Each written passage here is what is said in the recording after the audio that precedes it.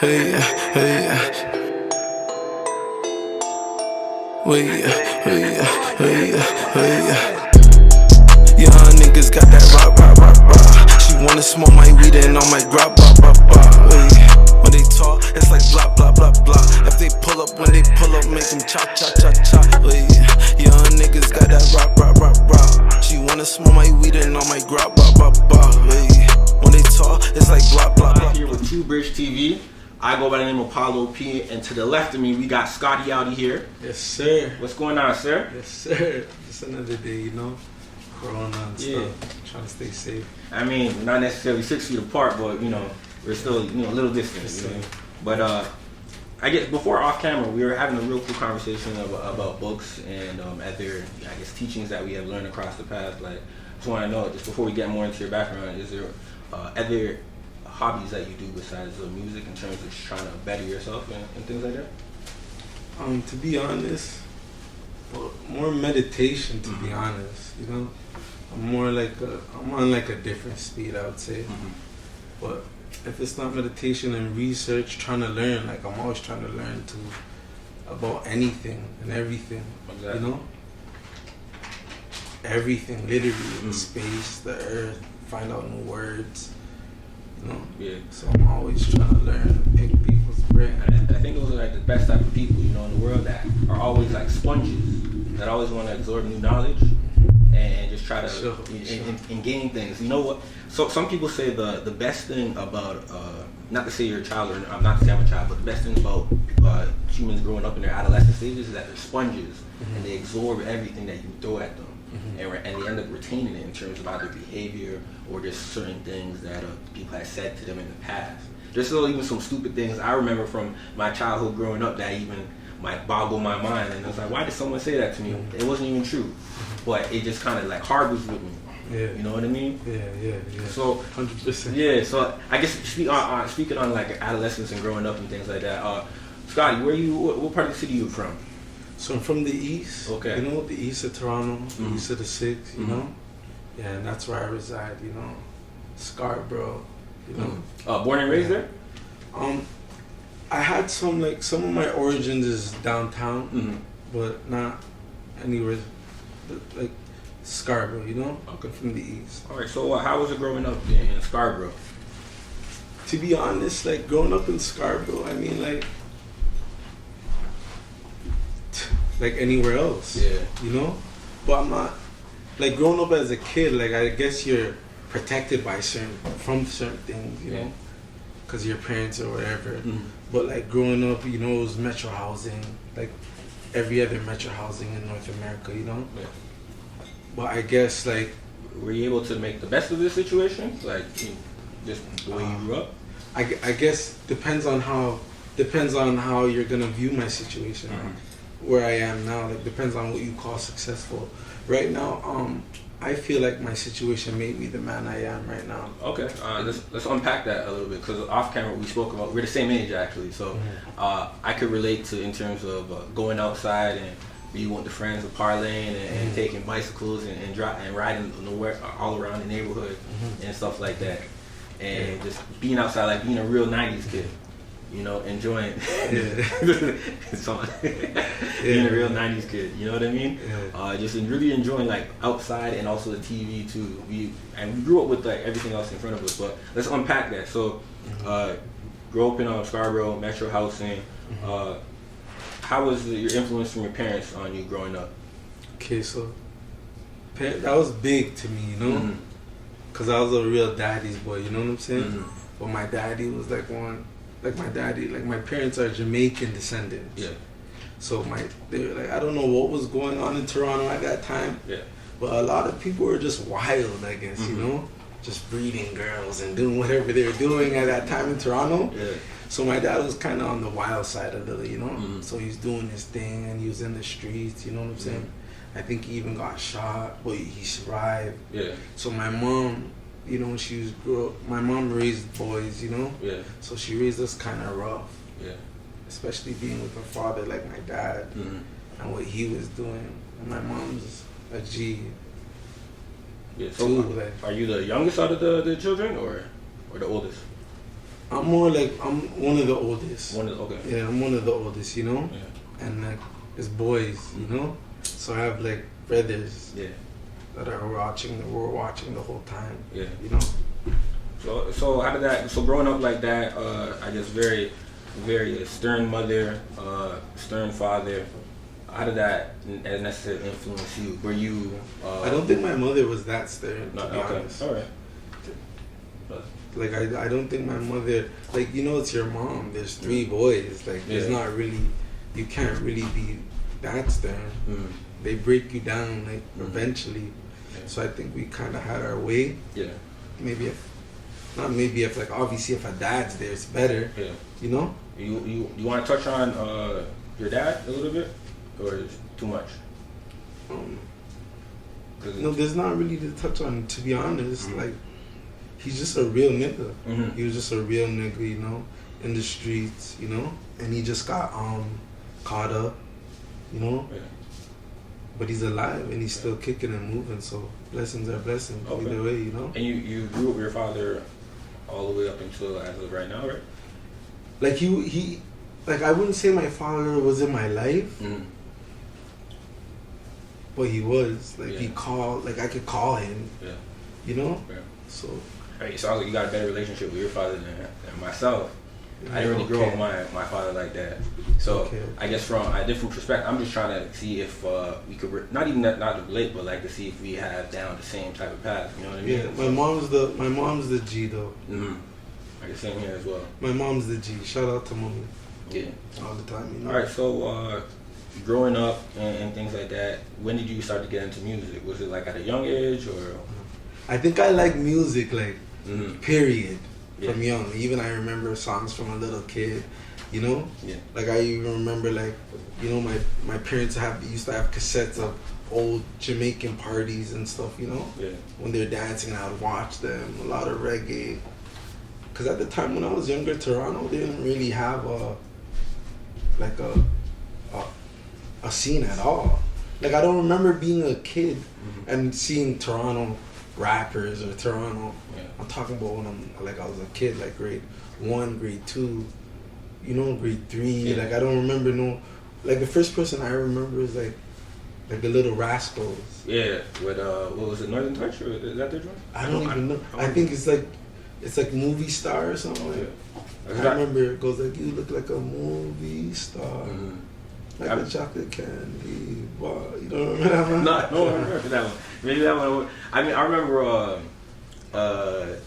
Money by I remember Money by Jellystone. No, I don't remember. Money can't buy me happiness, but they could buy me whatever I want. I may have got the lyrics messed up. No, I don't know. You remember that one? All right, so you see, you remember growing up and seeing like Jamaican cassette tapes and music and things like that. So, and also, we'll get a little bit into the absentee of like the Toronto rap scene. But you said that those Jamaican cassette tapes, the music and things. Music, 100%. Yeah, set the foundation for your love. 100%. Yeah, 100%. Like I'm like a first generation Canadian, you know. So I would say more of my roots. I'm still like rooted Jamaican in a sense. Like I am Canadian proudly. I'm from Toronto proudly. Yeah. But I feel like being a first generation Torontonian, like I feel more rooted Jamaican. Yeah. Does that make sense? No, you're in tune with your culture. Yeah, very deeper. Yeah. Because I don't really feel like Toronto has a culture yet. Like, what is Toronto's culture? You know what? That's a great question. What do you think that? What if I say this to you? What if this answer? Toronto's culture is the culture of embodying other cultures and that influencing us into particular different ways. So how do I act? Do I act Italian today and Arabic tomorrow and then Jamaican again to embody the culture of Toronto, or am I supposed to just act Jamaican? I would say acting what's true to you. But still being, you know what? This is a good question, man. Because I'm asking the question. The roles have reversed. Yeah, I'm not. No, but that's a good question. That's something I gotta really I mean, some people might have like think pieces on it, like articles based on, you know, what they think Toronto culture is. I mean, there are other things, that habits that people within inside the GTA always constantly do. Like apparently we love to wait in line for stuff. You know? Yeah. It's kind of nice down there. Yeah. But like music, yeah, like me, like Jamaican, like I remember a lot of the songs. Yeah. The Beanie Mans, all those type of guys, and it grew me. To answer your question. Okay, that's good. That's good. So when you started music, were you in depth with the more so Jamaican cultural type of music, or were you still trying to pursue hip hop? Or how did you find your love for hip hop? Let's start with that one. Okay, that's a good one. Yeah. Okay, you know what? Like the Jamaican always been there. You know what? This first times like I was in my it's BET. Okay. You know? Right. BET. Like BET was dark, big for me. After dark, like you mean like when the girls come on twerking and shit. Yeah, shit the top. Yeah, no, I watched that. Hell yeah. I was on there though. Oh, we were probably too old to watch it. Yeah, that's but yeah, like BET was big for me. Like the first thing I remember is like Beanie Man had a track. It was hard. It was like there was a big guy like from Compton. You know, it was like called Compton, I think. You know, Beanie Man and this big Gorilla Black, I think his name was. Okay. You know, it's like Gorilla Black come from Compton and Beanie Man, and then he mixed it in with him. And I'm like, okay, these, you know. Yeah. But I always started listening, and then remember those times, basketball, Bow Wow, we were playing best. So, like I was growing up on this BET wave, and then I'm like, okay, I love hip hop. You know, I'd always try to dance like dancing came a thing in Toronto for a second. Yeah. Everyone tried to dance. If they couldn't dance, they just couldn't dance. Yeah. But everyone tried to ting or a Harlem Shake or something. You know? I'm gonna be honest. I used to try to dance until before I got to high school. When I got to high school, all that dancing stuff out. Yeah. I don't know how to dance, man. Yeah, sure. All right. So get into music. So when did you start? So before you are right now, and in terms of adolescence, was there anything that happened to your life that was significant? That you might have was like, this is maybe took a turn for where I don't necessarily want to be. To be honest, I would say jail is just a big part of a lot of black men's life. You go and it shapes you a certain way, you know. Well, I mean, I know I went to jail. Yeah. And I feel like jail I feel like jail played a big part of the turn. Like I feel like I was kind of naive. Maybe I still am in some ways, but jail more like in a way jail was more like my dad, to put like the discipline down in a way like where it's like okay, like, you know, because you already know when you're running around doing what you want, you feel like you have the power, if you know what I mean, like you feel like you think you are and doing what you're doing.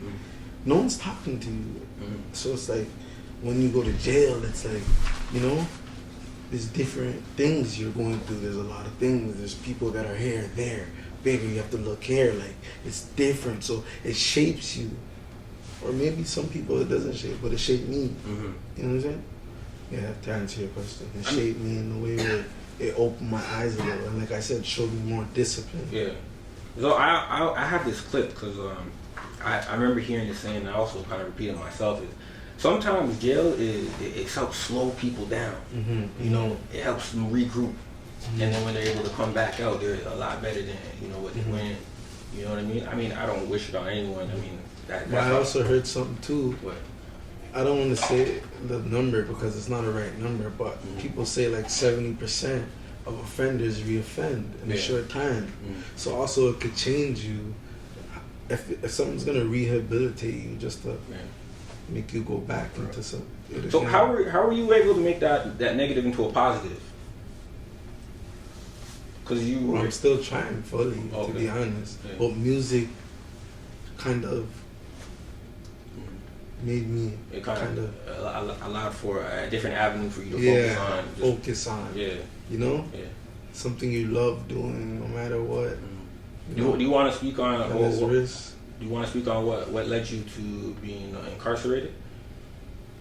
Or to be honest, like I won't speak on it, but I'll just say like some of my charges stem from, you know, like murder to attempt murder to like these things, you know?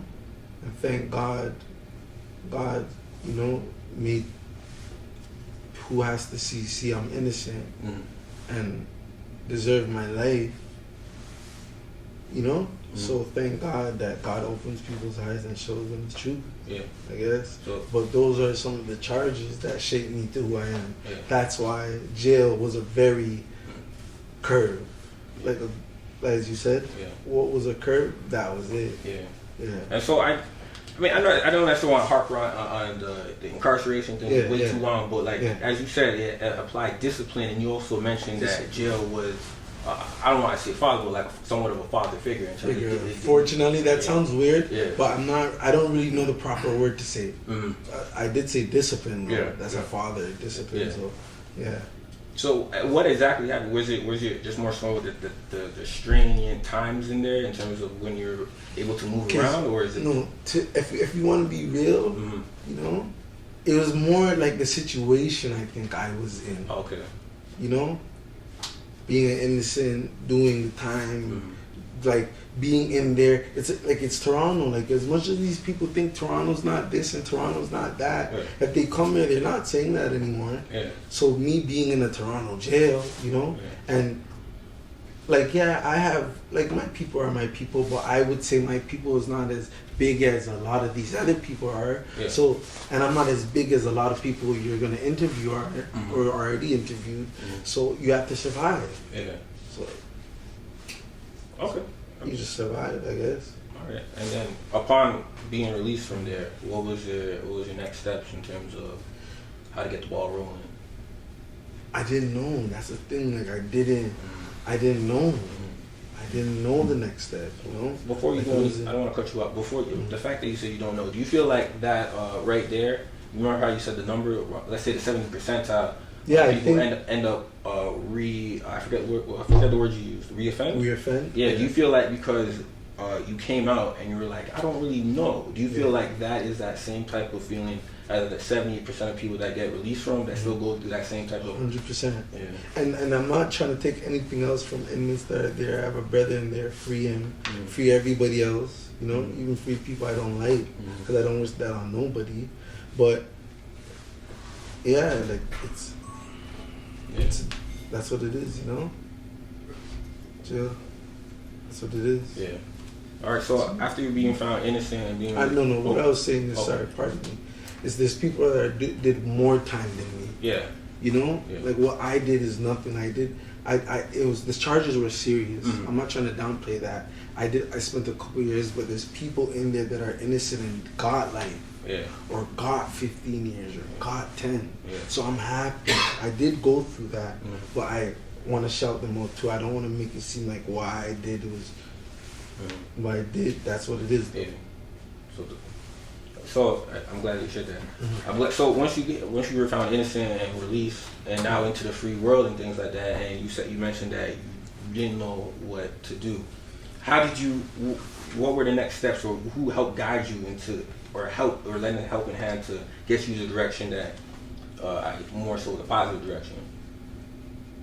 I would say God. Okay. You know, I have to say that first and foremost, and then my mother, because my mother is godly and made me even be able to say God first, you know? And then, you know, I had a couple good people around the way, you know, a couple good friends, a couple women here and there that helped me through times, you know? Shout them out too. You know what I say, man? Women are like the best, because you could really, like, I just want to say, how do I say this? Women, I like women. And we need that. You can't live with them, you can't live without them. No, I like them. You know how like certain men or guys out there just have some distaste for women and stuff. Like I like women. I like the women energy and stuff like that. But you also get to see, like, when you're in your down times, you get to see that the shining quality that women have, the nature and ability, it really comes out. And I think it's not just women, men too. You see anyone, like when they're going through stuff, you see who's there. Everyone, man and woman. You know. Yeah. Especially when you're going through certain things like that. Okay. So, now that you had some helping hands in your life to help you get into a more positive situation. So what was some of the first, I guess, things you started to do and once you came out? So like being around, like so I did do something like I did something like where I went around to like a lot of neighborhoods in the West End and the East and told them my story and tried to change, young black males. Like a public speaker? Yeah, it was called Film Workshop, I had everything up, Film Workshop. I went to some places on the Jane, I went to some places in Scarborough, I went to some places even further in Etobicoke, like different places, and I just told them my story and tried to change a lot of young black men before they could not get a chance to hear it. Yeah.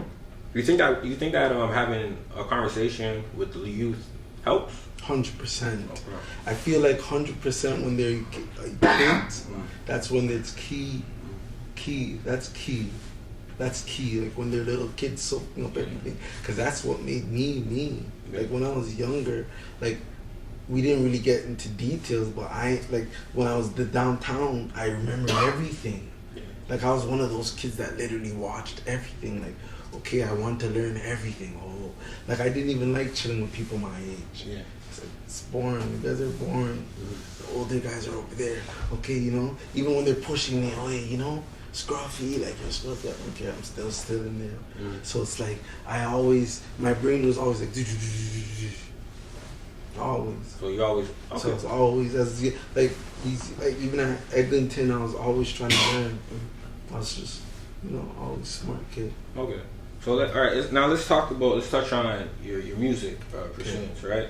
Yes. So when did you start making music? Was it after you started released or? Yeah, I started making music when I got released. Like I remember like the guys around me at the time were making music and they just went to the studio once, And I went there and I made some hard shit, Okay. I feel like everyone goes to the bin though and they sit there so long, they think of hard shit. Yeah.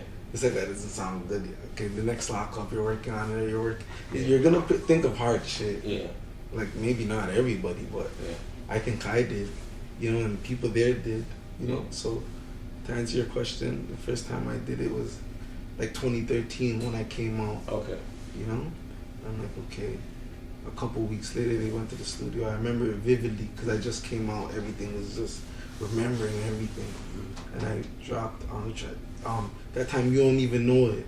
Oh, yeah. Yeah, that time, that era when Weezy was doing this thing with Young Money and all that type of shit. And I went on that You Don't Even Know It, and that was hard, And people are like, yo, I lied. I'm like, yeah. Can people still find that track out there of you? I have it. Yeah. Like I can find it. It's in my one of my old folders. Okay. But it's like I never released it though. To answer your question. Yeah. All right. So for the past the 7 years, you've been actively recording, making music. No, I wasn't. Not actively. Okay. No, like 2013. Like it chipped on and off. Like I really started recording music like 2014. Okay. Like. No. Like more like 2016, I should say. Okay. Like 2016, 2017. Yeah. That's when I started taking it serious. So for the past 4 to 3 years, you've been really doing that. Yeah. Okay, so during that 2016, 2017 era, were you dropping music or were you just trying to hone the craft? Like I was trying to hone my craft, Yeah. I was trying to hone that. I did a couple of tracks and released them. But I got into some legal, issues. Yeah. I'm like, let me just take these down. Yeah. Legal issues slow you down with the music. Yeah, like legal issues are always like. Yeah. You feel like you feel like that's just something that just is going to be on your life in terms of like the legal stuff slowing you down in terms of trying to, I guess, move forward.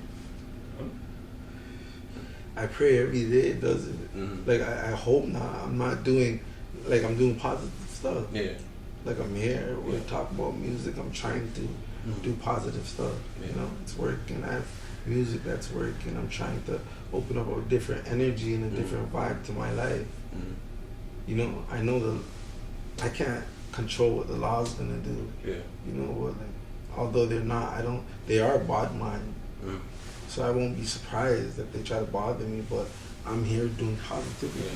You know, I have no criminal record. You know, you know what? Let's get that. Let's get that. You can go across the border. There we go.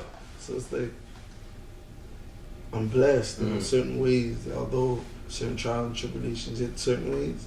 Certain ways, it's like God blesses you. That's why I say God. You know what I'm saying? Exactly. All right. So, when you start seeing, I guess, the positive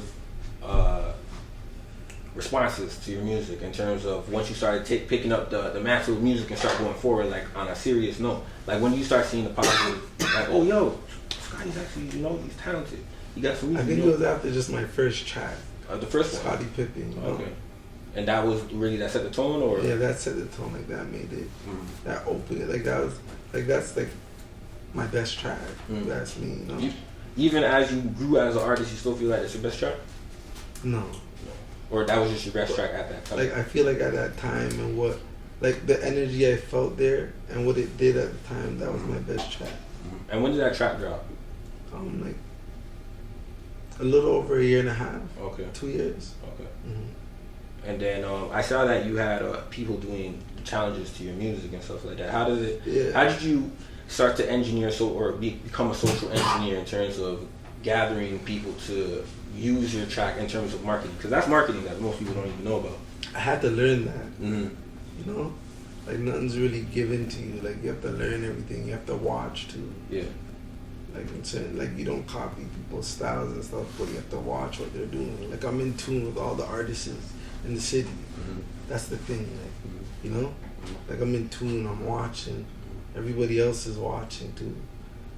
Are you watching in terms of just trying to see, like, all right, so this is how they're able to cultivate a fan base? You know, I watch just. You see the it's Toronto too, you know. Like I just watch because it's like I'm from Toronto. I'm not a hater. I'm not one of those people. I don't listen to Toronto music. Like I watch because I watch. Then I notice things because I'm an artist. Yeah. And then you watch how you go on Instagram and you learn how they market and do everything too. Yeah. And you just end up learning. And through that's how you're able to gather to your own. And people around me. Yeah. I have to like shout out people around me. Too big. Exactly. Yeah, You know what I'm saying? These are the people, man. Yeah, exactly. So little things like this help too along the way. So Scotty Pippen dropped. Yeah. That set the tone for you as a music and for people to perceive what other music is to come from you. Yeah. Right? And then after that, did you follow up with a project?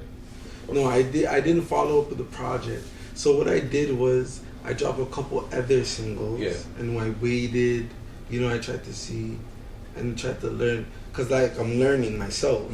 So I dropped the other couple singles. Yeah. I didn't drop a project till I think like a couple months ago. Yeah. You know, Split. Yeah. You should listen to it too. It's hard. That's how you promoting it. Well. Yeah, 100. You know, it's hard. Yeah. So I didn't drop a tape till 2 years later, but then I was just spacing out and learning and finding myself. You know, and trying to learn this Toronto is like tricky, you know? Yeah. That's it. So I'm just trying to learn it. Yeah. So do you feel like, as an artist, do you feel like you're not getting much, I guess, being welcomed with open arms by other artists within inside the city? Do you feel that way? No, not necessarily. Like I feel loved, you know? Like I see people watching, like people hit me up, like I see people watching. I feel like I just need to maybe do some things better so I could get seen more, maybe. Yeah. But like a couple artists do show me, but a couple artists won't. That's just what it is in the city, you know? And I feel like I just need to just keep going. Like people been doing it. Like you just gotta keep doing it and keep doing it. Scotty's gonna be good, 100%. That's good. I mean, side note, since you're able to, I guess, travel now, you don't have any criminal records, what's the first place you want to go for vacation? I was more just thinking about like just staying out in like maybe like a LA or Miami. Okay. Obviously like a LA. Yeah. Why not? Like that's what it is, you know? Everybody knows what it is. That's what it is. If you're gonna do something, you're gonna go to LA. Yeah. You know? Yeah. Okay. I mean, it's hard. Nice women over there. You like white women? No, I like women, period. I like women, period. But like the LA is, LA is hot and beautiful, but I feel like that's where everyone is. Yeah. That's trying to do something with music. Exactly. Or like a Miami. Yeah. You know. But like right now, we can't do none of that. You know, until this Corona thing. Yeah, it's slowing us down, man. What have you been doing since the Corona? Yeah. To be honest, I've just been trying to work on my craft. You know, Yeah. I have a couple tracks finished. I've been working on. I've been trying to, you know, do a couple push-ups and whatnot, stay healthy. But to be honest, there's not much to do. You know, there's not much to do. Like we're trying to see what's going on. The world's in a standby right now, right? Yeah. Just because of everything going on, it's more so. This is the best time if you enjoy being with yourself and bettering yourself in terms of just reading something, mostly working out, and pursuing your craft and things like that. This is the best opportunity to grow and better yourself. Some people don't like being with themselves, so they get like agitated just being around their home and stuff like that. No, you know the ones? You know no. A lot of people I know. Yeah. You know. Unfortunately, like this is not a lot because like they did some type of time or so like a lot of people. Oh, this is like PTSD or something. Like no, I mean like they'll be good because this is like a lockdown in this type of way, you know. Oh, okay. But we still have freedom. Like we could go out, we could do things, but like a lot of people should have. This is not that bad, you know. Like it is bad in the sense of it's quarantined but I mean like us staying in and finding ourselves and being around the people we love and learning about whoever has kids and what being close is not that bad. Like it's actually good in a sense. Yeah. I would say that. I think that way. Another question. So for people that are watching this, right, and they're like, you know what, I'm liking the guy, how he's speaking, I'm liking his story. What do you feel is the best song to introduce people to you and what they can expect? To be honest, right now, I feel like if you're gonna listen to a song, it should be from the Split. To be honest, okay, and it's Demons. If not Demons, Taliban. You know, those two songs kind of show you, make you feel kind of where Scotty's coming from, like Scotty's thinking, Scotty's. Like, that's the embodiment of Scotty. I wouldn't really say the embodiment, but I would more say like that's like tapped into the imagination I'm trying to create. Like I'm creating a story and I'm creating a narrative. If you listen to it, I'm trying to show you something. It's for you to listen to it though and see what I'm trying to show you. Okay. You know, that's what music is. Like it's like everyone else is gonna say something. Like you're gonna say something different. And he's gonna say something different. It's a subjective thing, right? Yeah. That's why the argument of like who's the best rapper, who's your top five, or something like, or who the top five best rappers are. It's always an argument because people interpret music in such a different way. Like who's your top five rappers? My top five in the city. Do you listen to? I listen to. So who's your top five in the city? It might be off brand a little bit, but no, let me hear this. I like Tory. No, you can't. I can't say Tory? No, I feel like you can say whatever you want. Okay. But I meant like more underground. Underground? Alright, so... No, but you can say whatever you want, though. Say whatever you want. I say Tory. Okay. I say Come Down. I don't know if that's a duo. That's a duo, so I don't know if that works. Yeah. But like, I like Come Down. Jazz Cartier. Okay. That's okay. So that's what, 3? Tory, Jazz Cartier, Come Down. I would say those guys I'm listening to. Definitely. Rappers or like just overall artists? Overall, you can say overall. I like K Forest and I like Anders. Who? K Forest and Anders. Who's K Forest though? He's an R&B singer. Okay, I'm gonna look him up. K Forest? K Forest. R&B singer. And Anders. Okay, the Asian guy. Yeah, you want to put it like that, yeah. No, just to make sure. Okay. Yeah, so, would you have a top 5? Yeah. I like a lot of artists. I don't really have a top 5, but I'll say though I listen to everybody, literally. Like if you say an artist from Toronto, underground, from the east to the west. Yeah. Any name you could say that anybody would sit here and say, if you hear this song, I'll be like, yeah, I heard it. It's hard, you know? Like a couple songs from everywhere is hard, you know? Yeah, exactly. I mean, there's a lot of talent here. 100%. Especially, like the Nav, the Drakes, they're obviously hard, you know, the Tories. But like a lot of the underground artists are hard too, you know? I feel like those artists could do a little more to like show appreciation. Not really appreciation because they made it. Yeah. But I mean like show more like, yeah, this is my city. Like this is all of them. Like this is what it is. Like open it up. I feel like they could open up the door. Like I feel like literally they have it in a hole to kick it open. Yeah. Because Drake's at the top. Weeknd's up there with him. Tory's up there with him. They're all doing these albums. Everybody knows them. You know? So it's like cool. Like there's obviously an underground over here. You know. But a couple rappers do get shown in the light. So shout them out for that. I'm not showing hate or nothing. I'm just saying I feel like they could just open it up a little more, like boom. Well, I can understand that. But I fuck with all the rappers. Toronto, you know? Yeah.